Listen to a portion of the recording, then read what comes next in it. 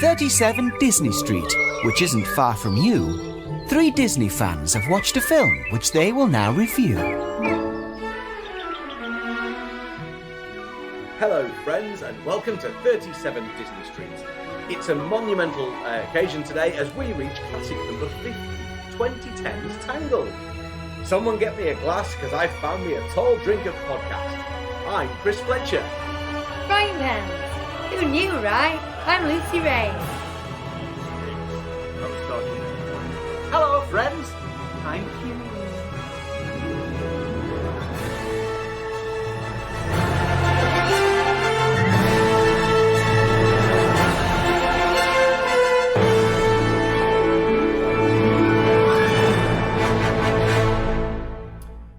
So beyond the 50th classic, I think we need to think of some kind of video entry to this show that makes it a little bit less awkward when the music finishes. For the YouTube viewers, Yes, but we do have plenty of podcast listeners, but I'm sure that was utterly seamless.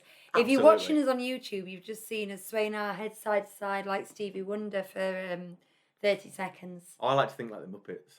Yeah, that'll do.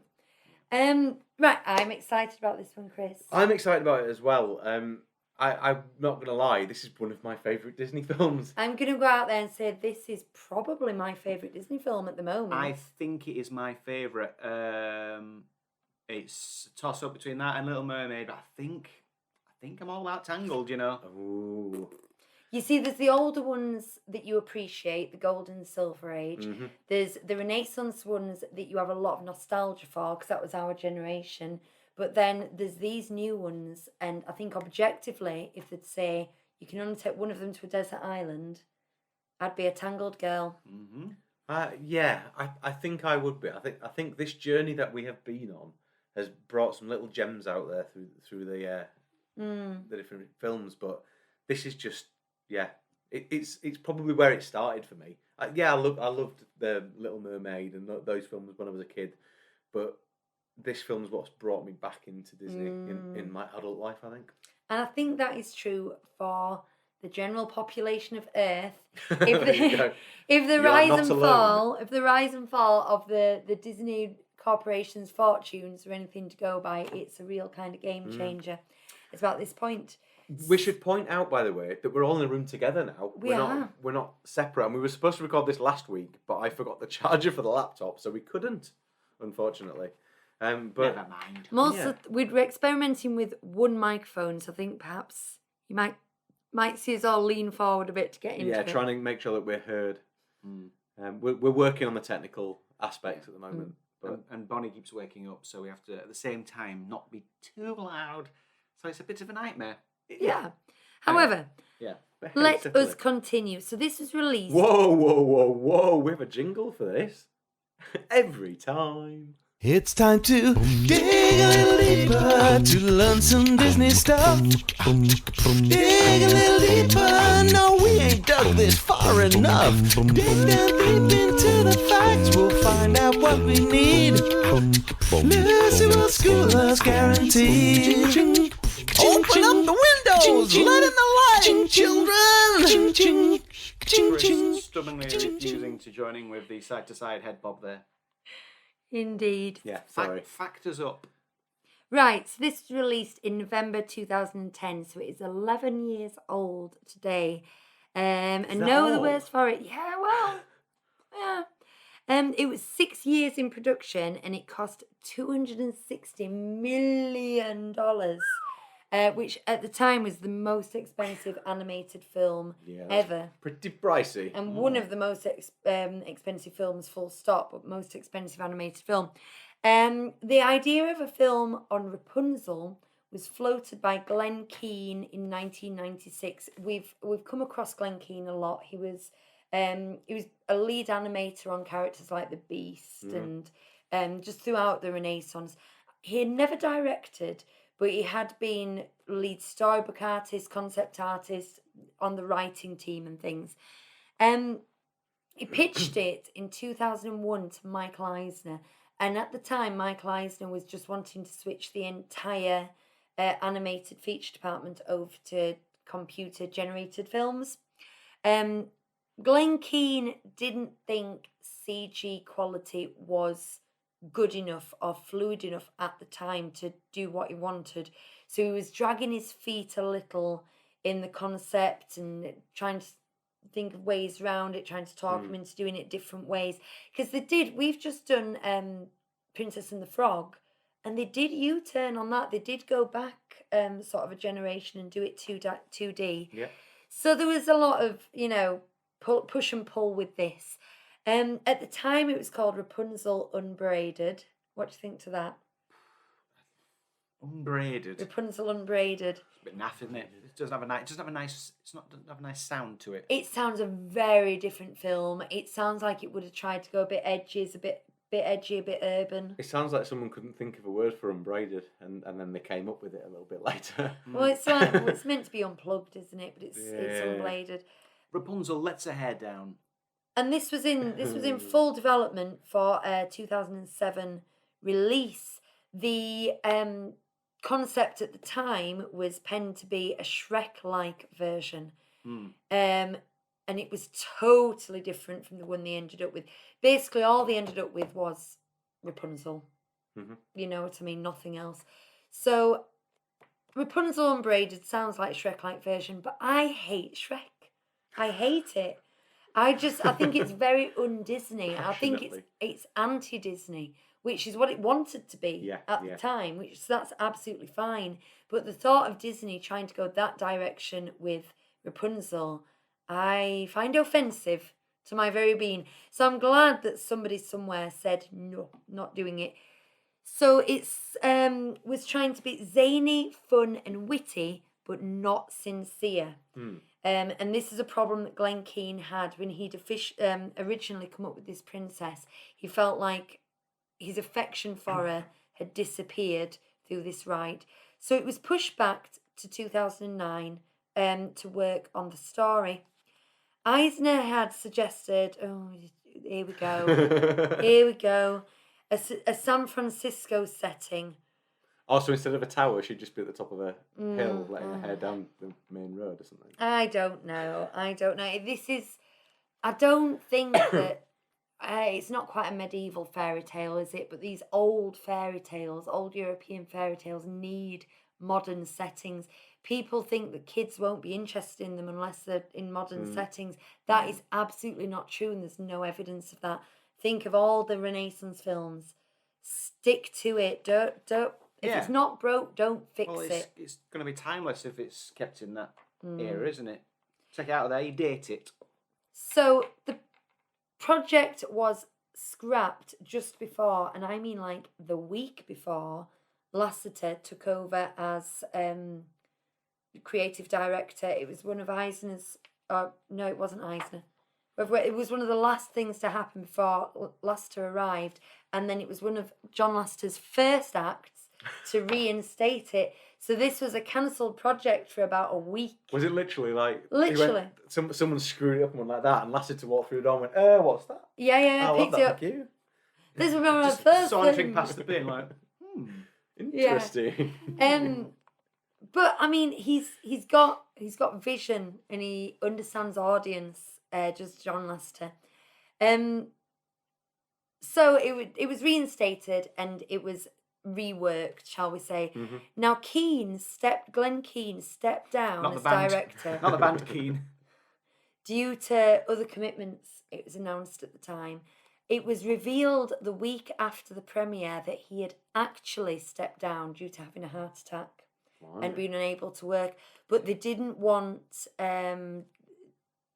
this to be plagued with problems in terms of the press and the public perception. So they kind of kept that under wraps, including from the crew, until after the premiere. He was replaced by Byron Howard and Nathan Grant, the team behind Bolt. And I think we said at the time when that got a new management, we're beginning to see the emergence of new talent here. So Keane continued to be an executive producer and an animation supervisor on the project, and his fingerprints are all over it, really. If you look at his work from the 90s, do you know what? It's a perfect marriage, actually. His work from the 90s and then this new talent that had come up through the like what we shall aforementioned dodgy era. That's what it's called from now on. Dodgy. The style was modelled on Rococo paintings. Now, the painting that I looked at is called The Swing, and it actually appears in Frozen on the wall. And I know the one. Yeah, you know, she okay. jumps up and briefly pretends to be on the swing and then carries on. Mhm. And the hair is flowing behind and the skirt is flowing. So they'd use that heavily in the concept art. It's by Fragonard, and it's described as romantic and lush.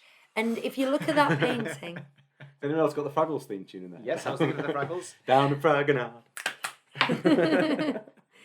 if you do look at the painting, then look at the fluidity with which it moves and the lushness of the backgrounds, you can see the resemblance there. They were going again for non-photorealistic computer graphic rendering. We did say earlier that Glen Keane didn't feel like CG could do it justice, but of course it moved so quickly in its development that by 2010 it can do his vision justice. So Keane wanted the 2D, but decided he wanted to go for the best of both worlds. So he encouraged all his animators, his concept artists, to work in 2D for the concept art and then 3D model the 2D concept art. That's stuck, hasn't it? Because they seem to have done that ever since. Interesting. But you can see it if you compare it to Pixar work. Yeah. Which is, dyed-in-the-wool 3D. So they wanted Flynn to be the most attractive Disney male lead to date. This was their modus operandi. They're like, we want this guy to be the top of the Disney panel. Sir, and this is no lie, they got 30 women who worked in the studio from all areas, and they called it the Hot Man Meeting. They had a Hot Man Meeting, and they discussed the most attractive qualities of a man, and they came up with what I can only imagine to be like a photo fit likeness of a hot man. But guys, you're both cringing. Men, you're cringing. Who added the little chinny beard? I'm here to tell you. The little chinny beard. I'm here to tell you, as a woman, it worked. It would, because I do consider Flynn Rider the most attractive Disney male. Not Adam. So, no, no, don't touch me, please.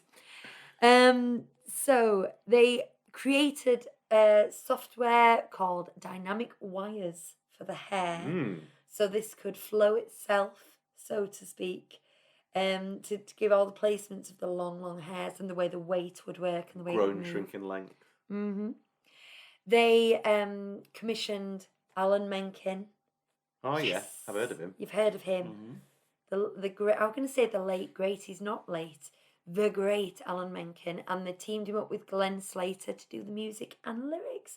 And he aimed to blend medieval music with 1960s rock. And again, I think that worked. 1960s rock. I didn't get that. that. Well, I'm thinking of the 7 a.m. the usual morning wind. Black when Crows, isn't it? It's got a bit of guitar in it, but 60s. No. No, I don't think that's quite right. No. I mean, I like the music, but I don't think he's succeeded in his aim.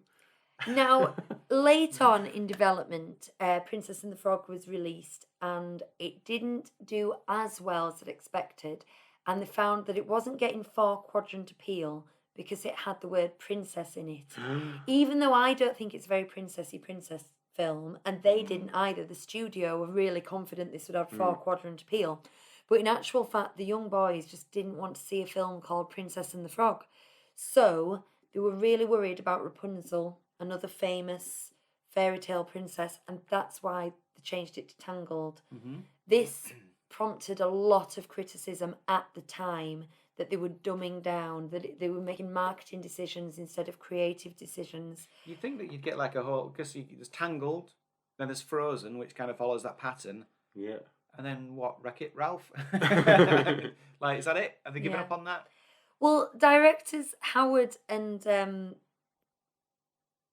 Greno, I can't say his name, they, so Byron Howard, etc., they deny that it was about marketing. They say that as they were writing it, they realised it was about two characters, not one, and that they both got redeemed and they both had the journey. Well- and so they didn't want it to make it about just Rapunzel, so they wanted to get Flynn in there, so that's why. But as they say at the changed name. start, this is a story of how I died. It's Flynn's story. Yeah. Well, that's I mean, that's it's what not, but Howard and Grennan said. And then later, John Lasseter said, "Yeah, it was a marketing decision." So they were really trying to spin this as a creative. I bet it was, yeah. Yeah, but yeah. So there you go. Right, that's all she wrote, guys. There we are. Yeah. So, it's a really strange thing to say, but I've got it down pat when I'm sat in a room on my own. I'm so not used to being in a room with you like this. It's thrown me somewhat. But Have you forgotten what we do? well, no, because I think we do the same every week, don't we? Yes. Yeah. Basically, For what a we're going to while do is, now. for all those people who don't listen all the time, although probably most of you do, we're going to talk through the story and we're going to give it a score. We're going to talk through the animation and give it a score. We're going to talk through the music and give it a score. And that'll give us a score out of 90, but we want to get a score out of 100. And the way that we do that is that we ask the kids to tell us what they thought about it. Like this.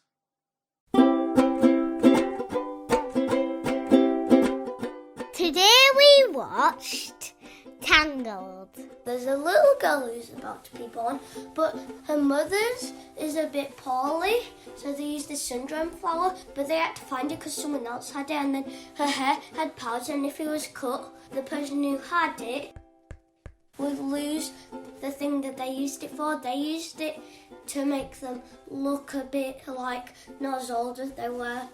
And then that person went in the night and captured the little girl. Her name was Rapunzel. Rapunzel's trapped in a tower, and then she meets Flynn, and they're heading off to go see the floating lanterns. And then they go to the snuggly duckling and sing, "I Have a Dream." And then they travel over to the kingdom. And then they go and see the lanterns because the next day was a birthday, which means the lanterns would go up. But they caught Flynn and then he escaped, and then Maximus freed him, and then he went back to save Rapunzel because Mother Gothel caught her. And then when she came in, Mother Gothel stabbed Flynn with a knife and he went down, and then Flynn cut Rapunzel's hair, which made it brown, and then made Mother Gothel look how she was. So Pascal made her trip down the tower. She fell out the window and turned into dust. And Rapunzel went back. And then they meet the family again. Rapunzel and Flynn got married. The end. The end! My favourite bit is when Flynn goes, "Will you stop that?" When Pascal puts his tongue in his ear. My favourite bit was when they were looking at all the lanterns because it was pretty cool. My favourite bit was the middle. My favourite character is the drunk guy with wings because he's really funny and drunk. Pascal, the chameleon. Or whatever he is. Lizard, chameleon, whatever he is, him. My favourite character was the chameleon. Pascal, and my other favourite character is Tangled. Tangled? Do you mean Rapunzel? Yeah, Rapunzel. My favourite song is I've Got a Dream. I've got a dream, I've got a dream. I wish to see the floating lanterns gleam. My favourite song was the dream one. I've got a dream, she got that one. I would give it a 5 out of 5 because I just really like Tangled. And I also like the TV series. I would give it a 4 out of 5. I'll give it out of a 2 and a 1, a 2 and a 1, and 7 out of 100 million, and 6 out of 100 million, and 7 out of 100, and 6 out of 105.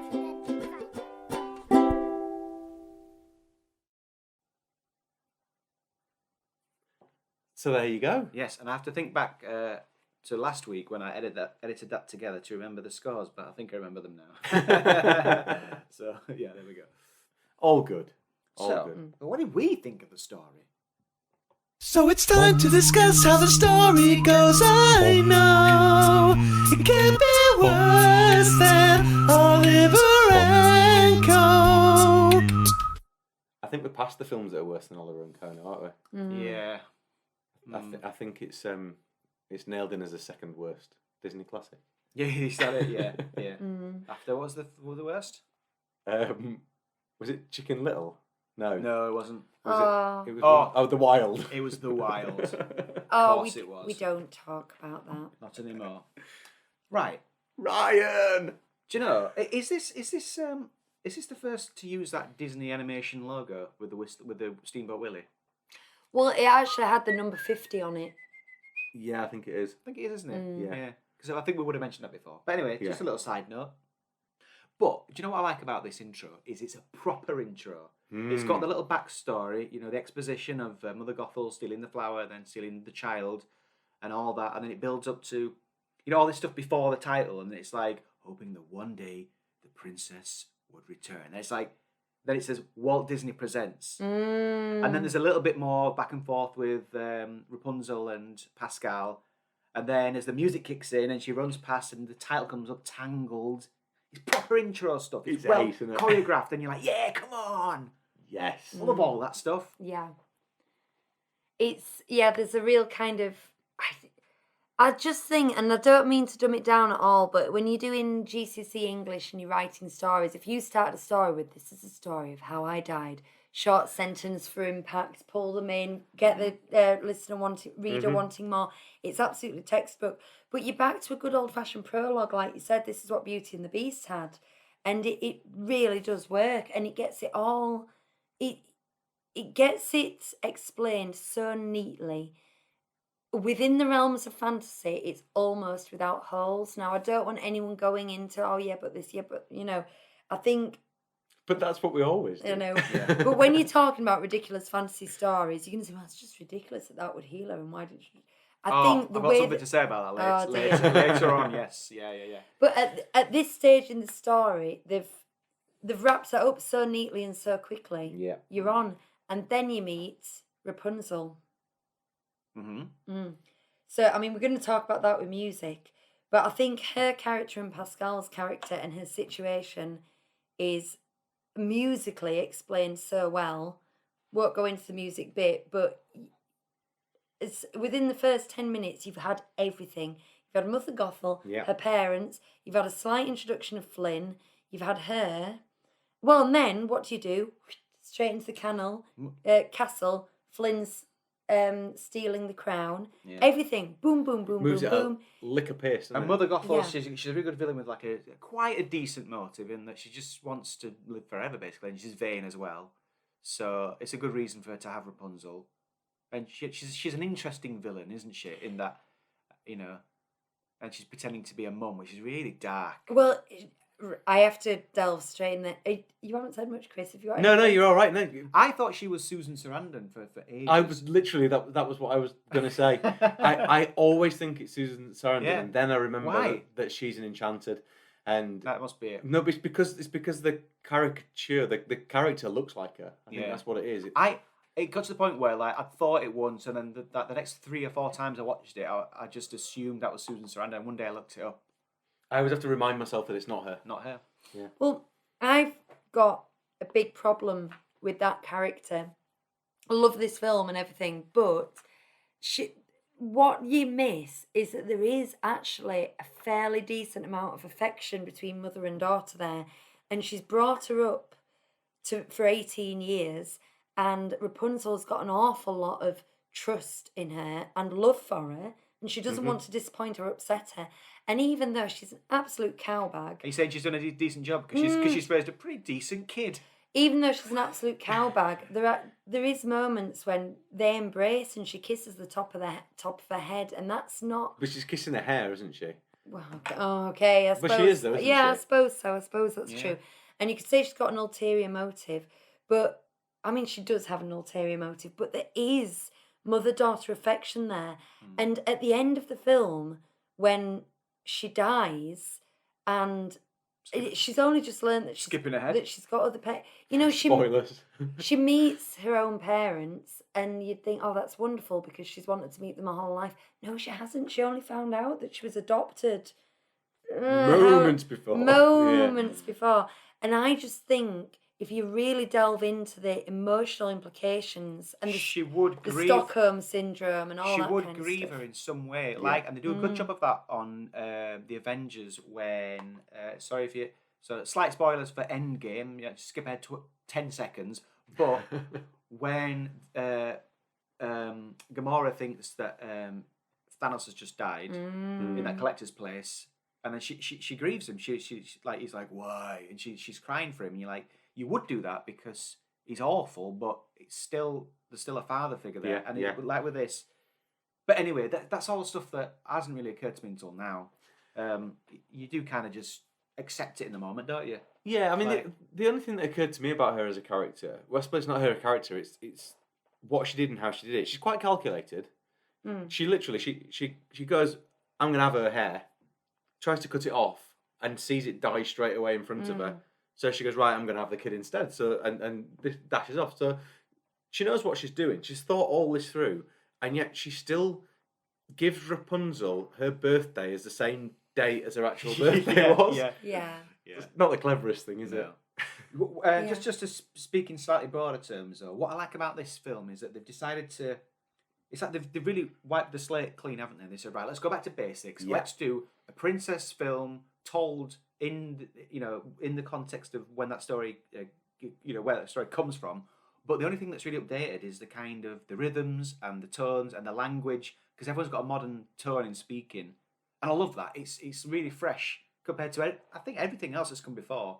It's like a perfect balance of classic old school Disney and this modern sense of humour.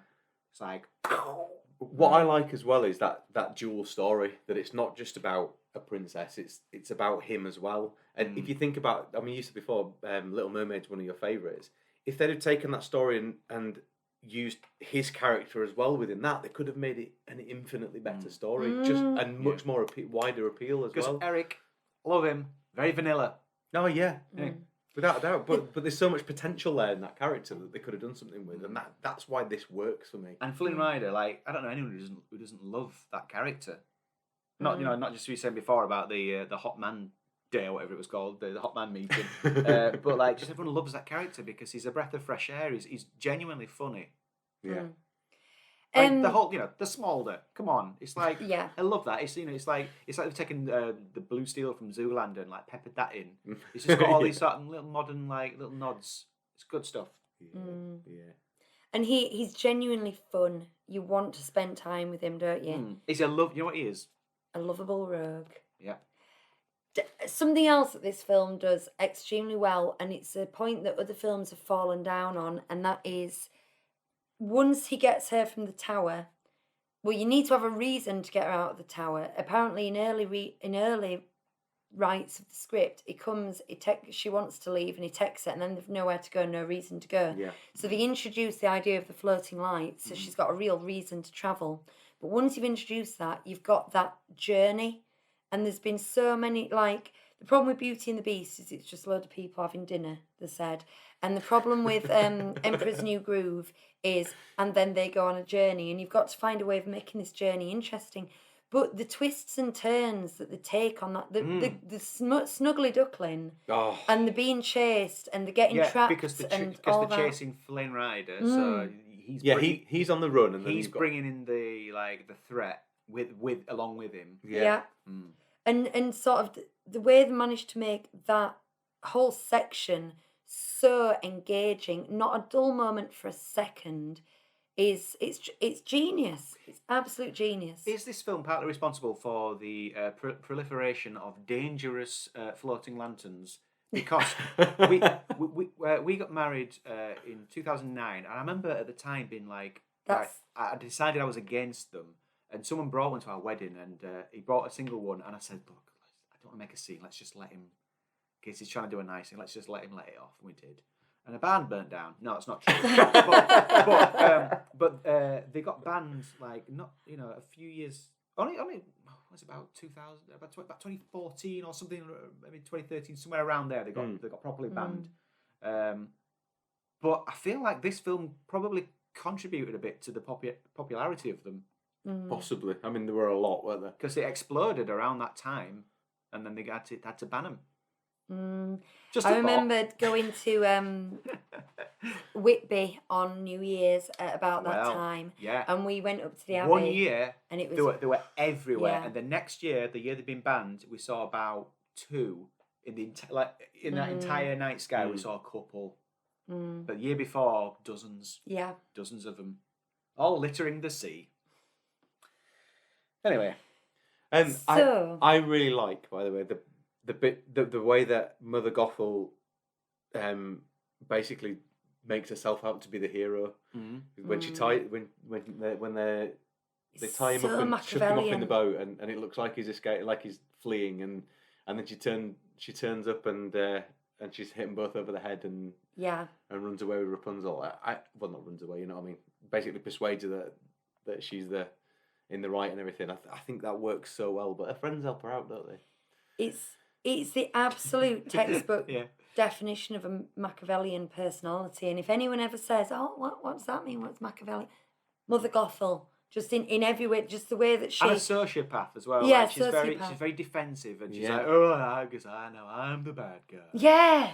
You Oh, gosh, yeah. She's so And sociopathic. Do you know another reason I think this is so successful is there's going to be so many pre-teen and early teen girls who's it's awful to say, but they recognise that mother-daughter relationship. They have an argument, and then the mum blames them for her having the argument back, and so now I'm the bad guy. Yeah, that sort of feeling of depending on someone but being helpless and at their whim at the same time. It's an absolute terrible relationship, but so believable in a strange way. Here's a bit I love, right? When it all comes to, I'm just going to skip to the end a bit. We can go back if we want, but when it all comes together for me is when Flynn's been led off to the cell, by two burly guards, and he just catches his eye is a little ceramic unicorn. Huh? And when you see that, you're like, oh, the ruffians are here, and then the ruffians save the day, and you're like, yes. And then also Max saves the day. It's like he's a horse, but he's like a big dog, and you love him, and you're like, all these people that are kind of villains all come together in the end, and you're like, yes, it's so brilliant. It's so exciting. You know, I feel like. Did you ever watch the Great Pottery Throwdown? No. Keith on that, one of the judges, he cries when he's excited, and I'm like that, and I go, it's brilliant, mate. Yeah. And that's how I feel No, with it that. is. It's an absolute masterclass in screenplay writing. And the It mime just- stops him in the tracks, doesn't it? Sorry, I just remembered that. Yeah, you've got callback, you've got humour, you've got just everything about it. What do you think to the end? Right. Well, have you got anything to say? Because I've got a little rant. Rant away. What I like about the end is that it is a nod to the original story in which Rapunzel's prince is blinded and she cries her tears and it gives him his sight back. And I didn't know that. Yeah, so that whole bit of that is something that I really liked. It's a nice little callback to that. I don't know. I like it. I think it's a nice fitting finish to the adventure. And he gives her a nice choppy bob. Yeah. A cool choppy bob. With his unmanacled hand. I don't know if you've spotted that mistake there. Oh yes, I did know about that. Yeah. Suddenly. Go on, tell us your rant. Well, it's just the ending. I've never really questioned it before, but someone on Facebook, I was saying how great it was, and I was saying how it's better than Frozen, which I firmly believe. Agreed. I will fight anyone who disagrees with me about that. But this guy on Facebook is one of those guys who, like, he fancies himself a film buff, but he does that by using the same words that all these 2-bit film buffs use. I've said them before, and here's one of them. I was talking about it, and he said, yeah, but the ending is such a deus ex machina. And I I thought, don't know what that means. well, I think my understanding of that is like it's something that is introduced late on that kind of saves a day. It basically, I think it's something that comes out of nowhere. I can't remember the origins of it. That's my understanding of it. It's basically like it's either referring to the bit where she sees all the sons in the artwork, but I think he's on about when she cries on him. And it's like, I totally accept that that power is within her and it's also in her tears. Not a problem with that. But anyway, anyone who uses Deus Ex Machina, and it's like, just get your own opinion. Stop using words like that. You thought when we started doing this, like you thought this was going to come up a lot, didn't you? Yeah, I did, and it hasn't. But I'm not, I'm going to fall over backwards because he said MacGuffin, Mary Sue, agency, and the Wilhelm bloody scream. Get your own opinion. Stop watching other film buffs on YouTube and using these 2-bit terms and have some real opinions. So there you go. I think Mandy Moore is delightful. In fact, I have Yes. one of my favourite TV shows at the moment is This Is Us, and we started watching that for me purely off the back of her performance in this because I just think she's great. I don't know her other than in this. I don't know what she looks like. And I know her in one other thing, and that's the Rapunzel TV series that Bonnie really likes. Happily Ever After. Yeah, she loves Yeah. her as well. Although she's not made much. Her voice is a lot deeper. She's was she? How old was she when Tangled came out? Is she like a young woman? Like Not young. because her voice sounds deeper now, and it's like she's not making any attempt to sound like Rapunzel. She just sounds like she's about 15 years older. Whereas Ariel's voice hasn't changed at all. No. Everything she sings now sounds exactly the same. That's a mild complaint about the TV series, though. I just want to put to rest, so many people I've heard say that Pascal murders Mother Gothel. And I thought that for ages, and I think it's not entirely clear. I think the kids mentioned it in the thing, but in the recap. But basically, she's centuries old. She's aging, and she's as going she to goes. turn to dust. But I don't think that's made clear enough. And even when you see her fall down, and a bit of dust comes out, but it's not entirely clear that that's what's happened. No. And I think you should see maybe a hand turn to dust or something. Yeah. Because even me as an adult, it took a few goes before I realised Pascal wasn't just tripping her up to murder her.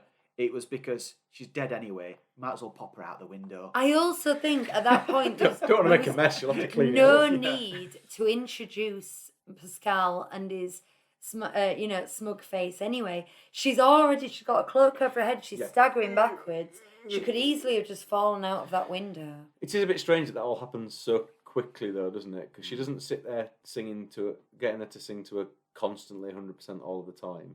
And but yet, once her hair's cut, it just The like magic- Well, it's a spell. magic It's a hasn't spell, gone. though, isn't it? It's Yes, but she's still got the power. more than just like a medicine. It's a spell that is broken. But she still has the power, though. So the power hasn't She gone. does still have the power. And Because it it's worked in when it her. was a flower, and it worked when it was Flower her hair. power. I don't want It's this a li- to be unpicked. Yeah, really. it is a little. It's like, I think it's a little sketchy, is that because But she needed to. Let's be honest. She need to die. yeah. Anyway, so that was so Pascal murdered her. I'm going that. That's the it. bit that I I'm find comfortable with that. I don't want to find holes in this film. There might be holes in this film, but I don't want to find them. I've got. But if there's one thing, is I don't understand why Flynn, the way he's laying there, doesn't let her heal him first and then cut her hair. Because it's less dramatic. I think they accept that if it was real life, it would be a bit more mundane, and he'd go, "Quick, heal me, and then I will break the Yeah. spell." Yeah. But like for film purposes, we go with it. And you don't really know someone loves someone else until they cry over the corpse, anyway, do you? Here's In Disney terms. Here's the thing that really, really annoys me about this film, and it angers me, and it's the closing lines where I'm not going to mark it down for this, but I'm so disappointed with. I think it would be so perfect if Flynn at the end he goes, "I know what you're all thinking. Did we ever get married? Well, I'm glad to say after years and years of asking, she finally said yes." And I'm like, that's so funny, brilliant, perfect. Let's end it there. And then they have to go. No, I finally said yes. Oh, what, just say she? Yes. Oh, I ruined that then, didn't I? You did a bit. But the joke Let is, it lie. he says, "I finally said yes." You're like, oh, that's funny. I got it right that time, didn't I? Yeah. And then they have to introduce this little Disney bit where she goes, "Eugene," and he goes, "All right, I asked her." And then you're like, oh, let's spoil that. And then they go further, and she's like, "And we live happily ever after." Yes, we are. Stop it. Just, it would have been, that last line, I finally said yes, would have been, boom, perfect and funny. I know why they did it, because it's Disney and they have to like just finish it off and like close it all off, but come on, have some guts. I agree with it. I love him as an actor. Have you seen The Marvelous Mrs. Maisel? That actually probably is my favourite TV show. It's brilliant. I absolutely love it, and yeah, he's great in that. He's good in Shazam as well. Yes, he is good in Shazam. The only decent DCU is film. it the main guy in that? Yeah. That's Flynn Rider. Yeah. I don't think I knew that. Yeah. Chuck. Yeah. I didn't know that. Yeah. Yeah. I haven't looked too carefully at the cast for this, because that earlier when we said it's not Susan Sarandon, we didn't say who it was, because I don't have a jingle, but somebody else was in it, uncredited, which is why I'm not playing the jingle. Oh, I think I had this written down. Yeah, Mr. Welker made an appearance. I want to say Paul Welker, but I'm thinking of Paul Weller. Mr. Welker made an appearance in 2 roles. Do you know what they were? It's really easy. Max must be one of them. Pascal. Yes. Oh, but that was easy. I said, yeah, What does Pascal do that? It's like the bit when Maximus and Flynn are fighting over the bag is just brilliant. By the way, Yes. Physical comedy done brilliantly. It was one of those moments where I just had this massive smile on my face, and I couldn't move, a bit like the intro. But when I played the history music earlier on, I was just frozen there, just agog at the screen watching that. I just love it.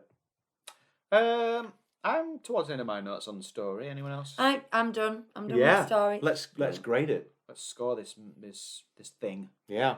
I'll go first. Well, it moves along at a pace. There's no downtime. There's no waste. I'm sure it technically deserves 10, but my enjoyment of it takes precedence. So that's why I'm giving. I've not put a score in here. The notes are disjointed. Basically, I think I'm giving the story a 10, and it's better than Frozen. I should have proofread that. There's some small. I was just thinking, because in my head I'd already got it a 10. That was it. It technically deserves 9, but my enjoyment takes precedence, so that's why I'm giving it a 10. That's what I should have said. That makes sense. I think that's where I'm going as well. I had 10 in my head, and then as we were chatting and we just found the odd little hole here and there, I was like, should I give it 9? But the truth is, I don't give a hoot about any of the holes. I enjoy it despite those things. I think the holes would sort of, if you were to break it down, would maybe take the score down to like it's been so petty. 9.6. Yes. But round it up, that's a 10. You know what I mean? Yeah. Agree. So I'm giving it a 10. What I would say is there is nothing in this film that annoys me so much that I could possibly mark it down from a 10. Yep. There you go. I'm in complete agreement with you. Groovy. Yeah. Shall we move on to animation? Yes. Look at the animation, you, the characterization, you, and don't forget the background and the style. Yeah, man. Now, there's a funny thing happening with our monitor today, which is that the monitor isn't kicking in any sound when we press a jingle until just after it's started, which will mean nothing to you guys because you'll be able to hear it all properly, but to us it's a bit weird. There you go. There you go. Animation. Rococo. Yeah. Do you know what? They've created a world with this Rococo that looks so lived in. And I'm going to have to keep comparing it to Frozen, but Frozen looks more like some of the stuff you get on kids' TV where everything's a bit flatter and a bit like, it doesn't look as lived in. Yeah. And I'm not even sure if that's a stylistic choice so much as like maybe they had less time to do Frozen. But Tangled, I want to live in that world. It's sunshiny, it's happy, and just there's so much depth to it. The screen's just filled with things to look at. And even the towns as well and the buildings, everything looks aged and lived in. But it's not all photorealism. It's not all. Then that's one of the things I love about it. I know you said before, but when you were talking about Bolt the other week, and they use this same style, whatever it is, it's one of the things that really stood out to me watching this was how luscious everything is without being Toy Story 4 level of detail, which just would kill it in my opinion. Absolutely, kill everything. The characters all look plasticky. But it works. Yeah. I'm not saying that as a negative. Like, they look cartoony. Yeah. They've just brought a 2D classic Disney animation to life, haven't they? We've had a staycation this week, and I mean that in the proper sense of the term, in that we've stayed at home, but Hugh's had a week off work, and we've spent all week going to local touristy sites. That's what it's meant to mean, people. People who drive 200 miles away from the home and then say they're having a staycation. No, you're not. That's a vacation. Anyway, that's rant over. But during that time, we've been to 2 English country gardens. Well, 3 really, if you count a couple of weeks ago, we went to the other one.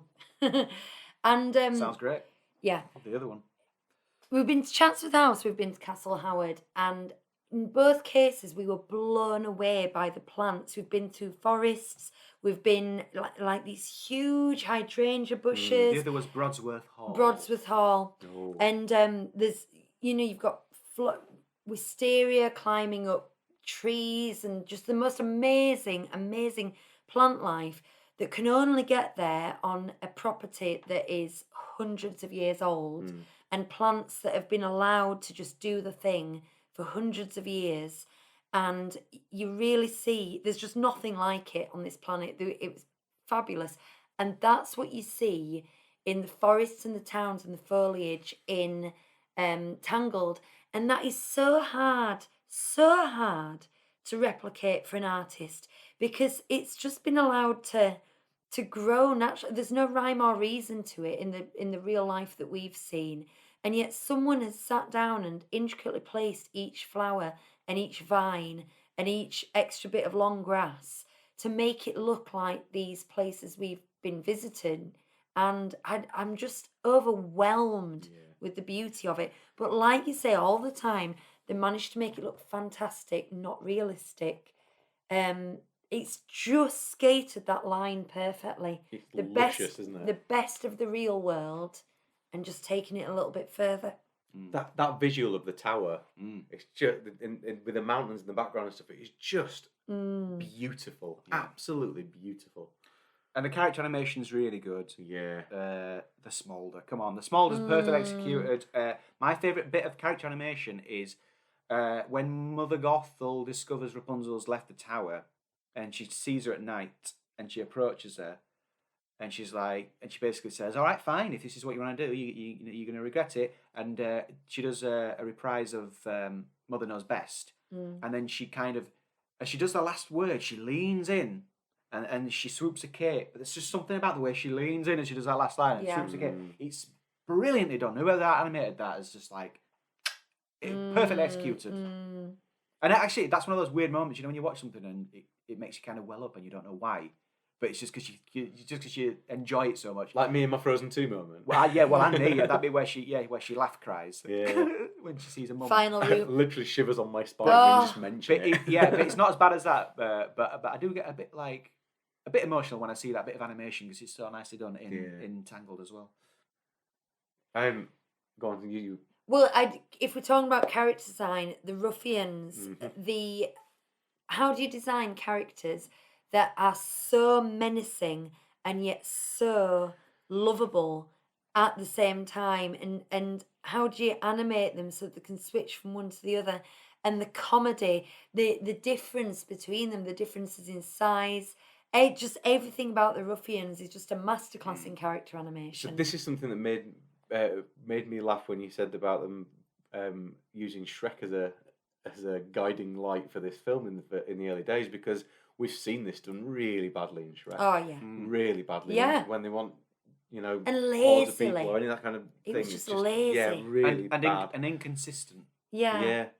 And yet you can get all these wildly different characters, and yet they're there in that space, and there's just something about them that brings them all together collectively, and I guess that's the setting, the Snuggly Duckling as well, in just a really, really effective way. There's another really specific moment as well when Flynn's on the back of Max when he lands on him, when he's been catapulted onto him, and he's saying, "Oh, we got off on the wrong foot," and then Max's face drops. He starts to give a heart to heart. Yeah, so they've introduced a really funny bit into like a heartfelt bit. So you get both in one. You get the heartfelt bit, and then like Max is like, "Really, you give me this speech now?" But then it cuts back to Flynn, and he goes, "You're right. We should probably." And he does. Anyone who just saw me do that on the camera, I'm sorry to listeners, but that bit where Flynn goes, "Yeah, we should probably."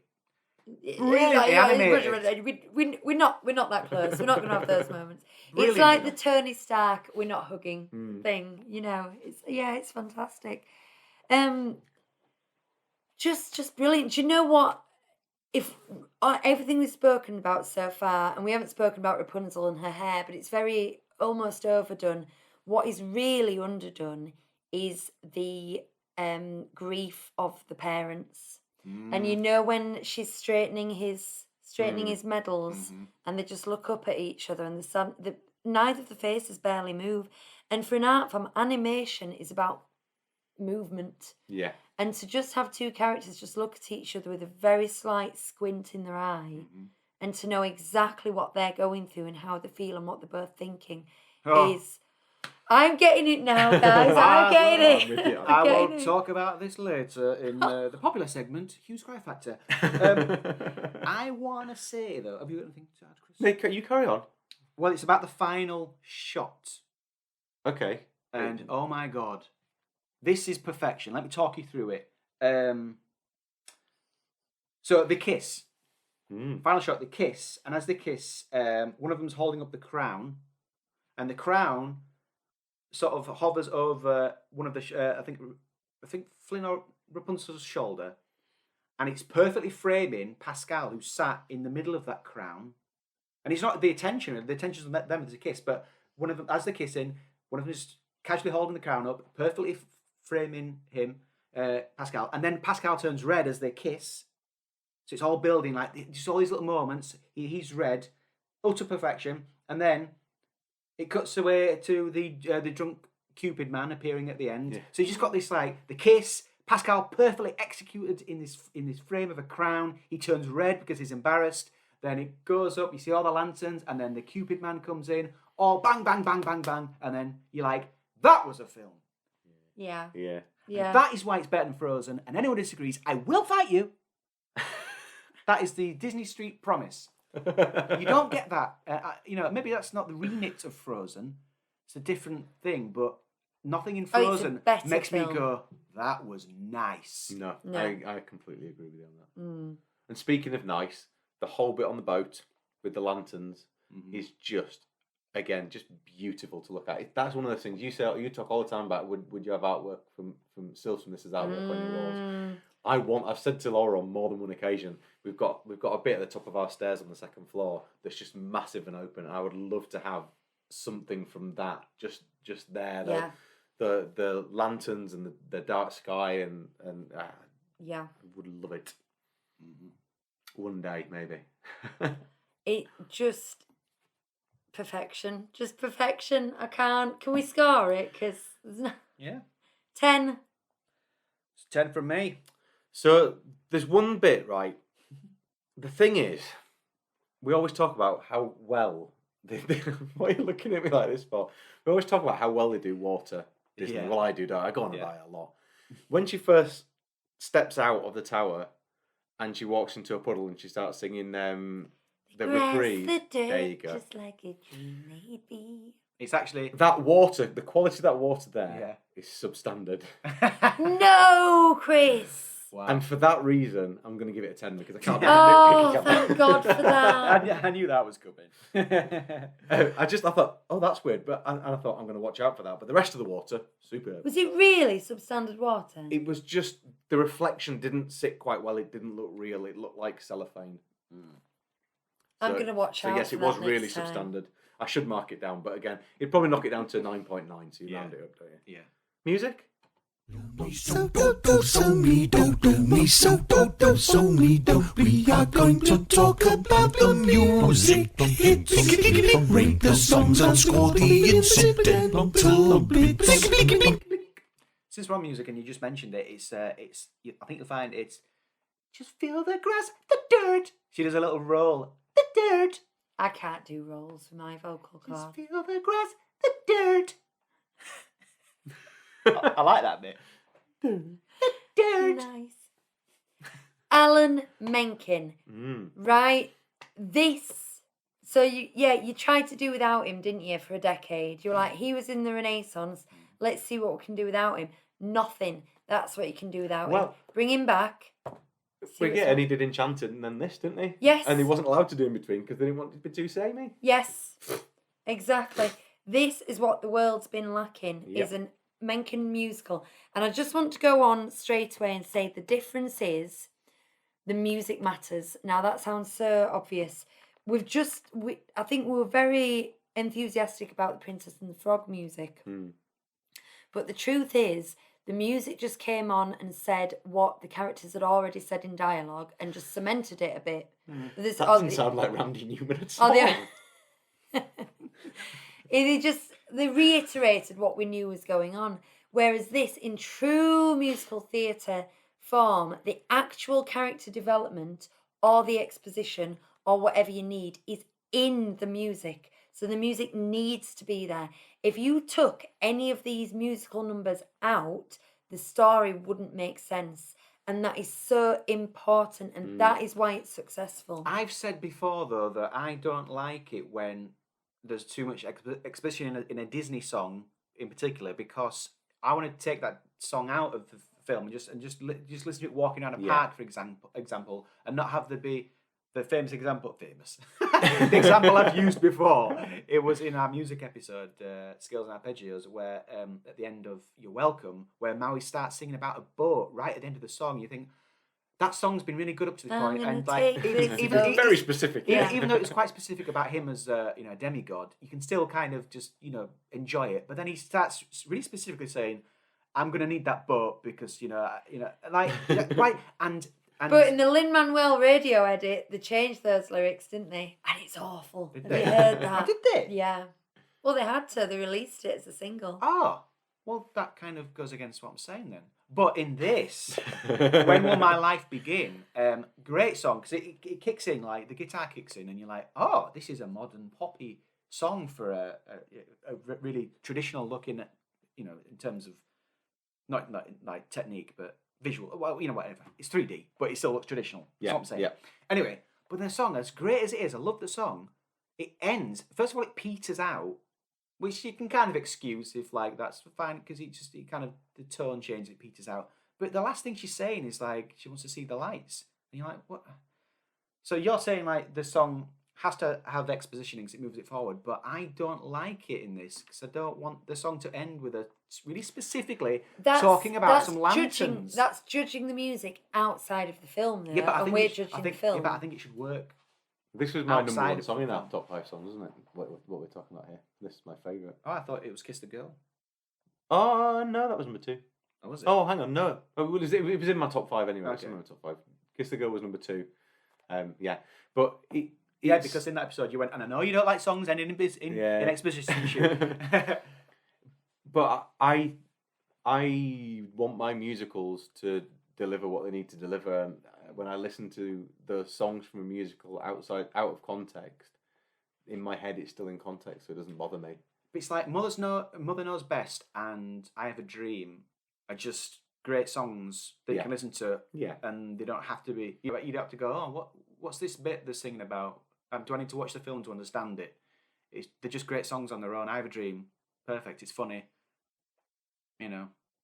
So what have we got? We've got the 7 a.m. the usual. When Will My Life Begin? Mm-hmm. Mother Knows Best. I Have a Dream. I See the Light. So that's it. 4 songs, isn't it? And a lot of reprises. Yeah. And 2 that's it. reprises. Yeah, pretty much it. Yeah, and then the score, like the jig in the city. Yeah. That's nice, isn't it? And that's just enough. That's just enough. There was a lot more than that in Princess and the Frog.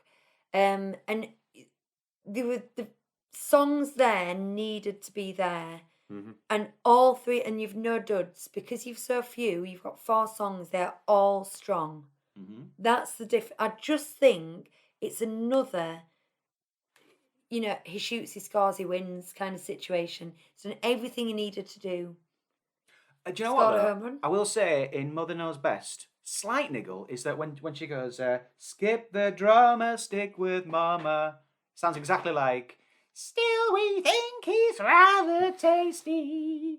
So he's using his, his own little musical, like Yeah, but then things. if you take the Little Mermaid score, which I think we all gave it. Oh no, you didn't give it a 10 in the end, did you? The music. Oh, well done. Yeah, but We all gave it a 10. Oh, well done. But if you take that and stand a lot of it next to Little Shop of Horrors, there's an awful lot of similarity. Yeah, I think both so. lyrically and musically. I mean, I don't mind that. It's only a tiny niggle, but I always go, that's really basically that same melody. It's only like a line in a verse, but whatever. Yeah. Bonnie was so familiar with that song that even when she was like 4, she corrected me because after the bit where she goes, I'm just saying, 'cause I love you. And then I went, Mother knows best. And she went, no. After that bit, she goes, Mother understands. And I love it when you kids a correct 4-year-old kid was like, what? But she knew the song that well, that much nuance in it, where she's like, no, after that particular bit, that line changes slightly. Yeah. 4-year-old gets it. And we're all like, oh, Menken, well done. Howard Ashman is sadly departed by this point. So Glenn Slater does a fabulous job. The lyrics in this are fabulous. They're not quite Under the Sea, but they're very, very close.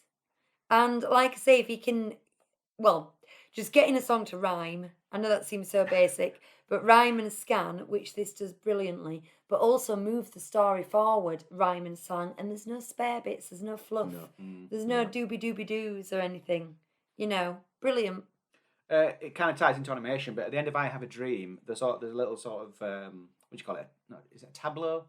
They all sort of pause at the end. And they all raise the glasses and all the drink goes everywhere, and then Rapunzel's hair kind of like jumps up, and there's just a real nice bit at the end of that song where it just punches it, just a little punctuation at the end of that song. It's great. And it's a funny song. I love the idea that all these sensitive artists are hiding in these thugs' bodies. It's hilarious. Yeah, it is brilliant. Absolutely brilliant. It's one that whenever it comes on in the car, I want to listen to it, and the boys nearly always want to skip it, unfortunately. Oh, no, really? Yeah. Why? Why? Because they're too eager to get to... Lucas, at the moment, is obsessed with life is a highway from cars. Oh, okay. I don't mind that. No, I don't mind it. I think it's quite good. Yeah. It's proper drive time music, though, isn't it? All night long. Yeah, and Ollie is still on with the real classics. He likes a bit of Jungle Book, anything from Jungle Book, and he's happy. He actually made us listen to the entirety of The Sorcerer's Apprentice in the car yesterday. And did he keep going? No, just listen to this bit. Yeah. Gunther wants to stop and be a florist. No, Gunther does interior design. Who wants to stop and be a... Gunther does interior design. Ulrich's into mime. Someone's Attila's cupcakes are divine. Oh, is it divine? Bruiser knits, Killer sews, Sven does little puppet shows, and Vladimir collects ceramic unicorn. That is just brilliant. It took me about 6 goes, maybe more, to know that line they were saying, collect ceramic unicorns. I was like, I couldn't make out what they were saying. I'm not sure what my point is there. Is that a niggle? I don't know, but I don't think it was entirely clear. It's funny when you know it. It's the names as well. Bruiser knits, Killer sews. Yeah. It's just brilliant. Sven does little puppet shows. Attila's cupcakes. Attila. It's just fabulous. Every word of that. Oh, and it says my goiter and my nose. Goiter and my nose. And he makes a love connection at the end. I love it. Yeah. I love it. Should we score this? It's getting late. Yes. Oh no, I just want to say it's something that I want at the end credits. Absolute barnstormer. Yes, it is. Great song. Oh, the whole... I got really excited about the whole end credits. The animation of it is just brilliant. That's I a completely bit of a forgot to mention precursor that. of the animated series, isn't it? The way that's so done. good. So good. You talk about the whole ending. Sorry to go backwards, but you talk about that whole ending being how good it is to have a title sequence like that. That keeps you watching the titles. See the Light is just a beautiful, beautiful song. I've said beautiful a lot today, but it is. I used to sort of roll my eyes at that, but I sung it with my singing teacher, and once you learn something, you appreciate it more, and it is just a nice song. It's a nice love song out of context. But it's so much more in context. Yeah. And that's one of the things I love about it, and that's one of the things that goes against kind of what you say, Hugh, about whether you listen to it on its own or not as Yeah. well. Yeah. Because it does make a big difference in context. Yeah, let's score. Chris? It's a 10, isn't it? I wish it could be an 11. 10. I think I'm just. I mean, No, you said. don't. You said yourself before. It's not quite under the sea, and that's where I am with this. I think it's great. Do you know, when I started going through that Ruffian song, I think it is Under the Sea. I think it is that good. I think it's that level. The rhymes and the scanning in that. I don't know. Do I think it's a 10? Oh, yeah. Do you know what? But I'm on the borderline here. And No, you I didn't want to upset the symmetry, and I feel like now. I think if you're marking it down, if we're both 9.5, then you can be 10, I'll be 9. Okay. I think 9's a great score. Yeah. But is it Under the Sea? Not for me. So 29 there. And so yeah, scores are in. Let me just top these. It's up. lots. Oh no, I can top them up quite easy. I just need to subtract that and that. Yeah. So, are we going to do IMDb? I haven't got them, I'm afraid. Would you like me to get them quickly? Yep. Right. You go to Rotten Tomatoes, I'll go to IMDb. We'll double our efforts. How's that sound? Yeah. What else do you want to say? To fill the void. Go on, cry factor while we're doing this. Oh, hang on, let me press a button. It's absolutely beautiful. He really loves it. I don't know why they just can't be together. Hugh's cry factor. Well, there's so many bits. For some reason, the slow motion bit of Maximus trying to bite Rapunzel's hair and just missing it always makes me kind of go. And it's not the first time I've cried at a slow motion horse like I cried at a slow motion zebra in a David Attenborough thing once because the shot it was a crocodile. It was a crocodile coming out, and this zebra was like, and its eye was all white as it looked like that, and it was all in slow motion, and the camera was panning along, and it was so beautiful. I was like, it's that great. Anyway, so that bit gets me for starters. And then for the first time when we watched it was the bit where Rapunzel sees Flynn, and it's the first time she's not only seen like another human, but he's a boy. And I was like, oh, look at her face, and she's like, she's really like fascinated by it. Yeah. But then, like I said before, the ruffians help them, and then Flynn and Max go galloping off. He's like, let's see how fast you can go. And you're like, yes, come on, we can do this. But, and this is the big one, we mentioned it before, it's Rapunzel's birthday, and the king and queen are getting ready, but they let off the first lantern. But I hope I can get through this. But the king is just standing there with his eyes full of tears, right? And he's not saying anything. He's just stood there. He's just looking down, and his eyes are full of tears. And his wife looks at him, and she wipes the tear away. But here's the thing: he just can't stand it anymore. It's just all these years have taken a toll, and he just can't take it anymore. But it's having a daughter, or just having a child, and thinking she could still be out there, and you just don't know. Yeah. And he's missed out on, and this is the thing that's sad at the end. Like they've missed out on all this time with her. Like the time we're spending with Bonnie now, they're missing out on all that, and that's really sad. Anyway, but it's that moment with the tears in the dad's eyes and the subtle animation, and she just looks at him and she gives him a little smile. 5 teardrops, like ugly crying. There you go. Oh, it's nice to see you doing teardrops live again. Teardrops live. Yeah, the concentration. Right. Unfortunately, neither Rotten Tomatoes nor IMDb quite agree with us. So, we say 98. Oh. Well, the experts, no, they're not experts, are they? The critics have given it 89, which is high. Yeah. It's high, but we've had higher, and the audience say 87. I'm surprised that isn't higher. I don't think we've had any. I mean, we had 100 from The Muppet Christmas Carol. Yes. I don't think we've had anything. We've not had a 99, have we? And IMDb gave it 7.7. No. We haven't had a 99. No, that is. So this is number 2. Yeah, I think highest was 92 or I think 92. What's The Little Mermaid? Where's that? Can you see it on the list? I can't see. Hugh has a really out of There's order some list down janky here. animation in the Little Mermaid. Um, There, 92. yeah, Oh, really? yeah, 1998, would you say? 98. 98. It's fantastic. So that is officially our number one classic film then.